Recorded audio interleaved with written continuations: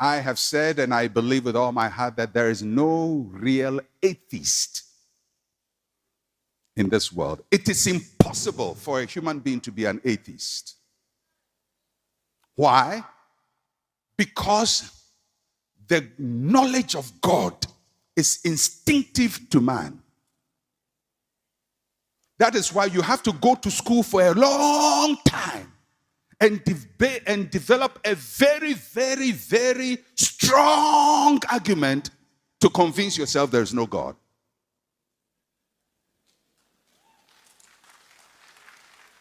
You will hardly find an uneducated person who doesn't both know God and acknowledge him.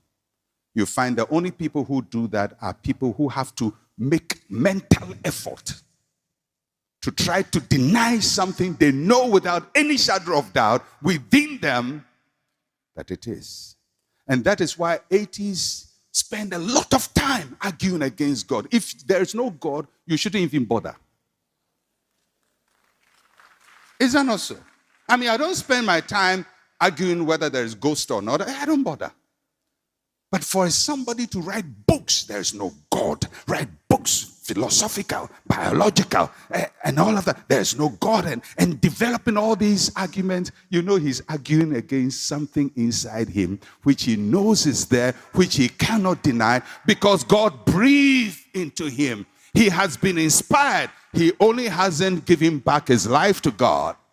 But that knowledge of God is deep in every human being. No human being can be an atheist. That is why the Bible describes it clearly. He said the fool has said to himself.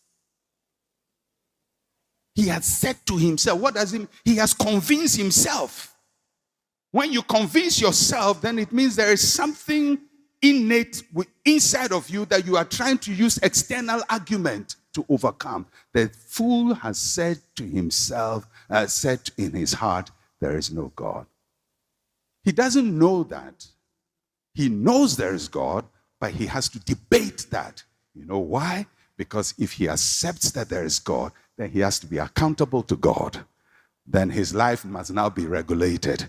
Then when God says, don't do this, he doesn't have to do that. So people don't want to do that. They want to have a free life. So they say there is no God. But I can guarantee you, no philosopher, all of you who hear all these people with great argument, I've read most of their books. They're just convincing themselves. Convincing themselves.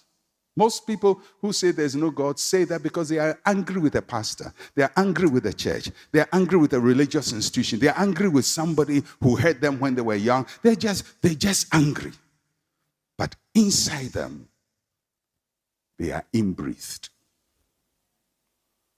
And their mind tells them there is God. It is impossible to be an atheist. You can't be. You don't have the capacity to. It's like a human being who says, I won't be a human. You don't have a capacity to be non-human. You don't have that. You can call yourself, at this point, I identify as a monkey, I identify as a dog, I identify as what. But you don't have the capacity to. In the same way, you have no capacity to be an atheist. But you can convince yourself that there is no God. That's your matter. And all of that, and why am I saying all of this is because of the Holy Spirit. He's God's witness to our conscience. He's God's witness inside of us because God inbreathed the Holy Spirit in us. And he constantly convinces us of sin, of God, of judgment. And some voice inside of us always reminds us that we owe account to somebody. We may deny it, but we know it inside.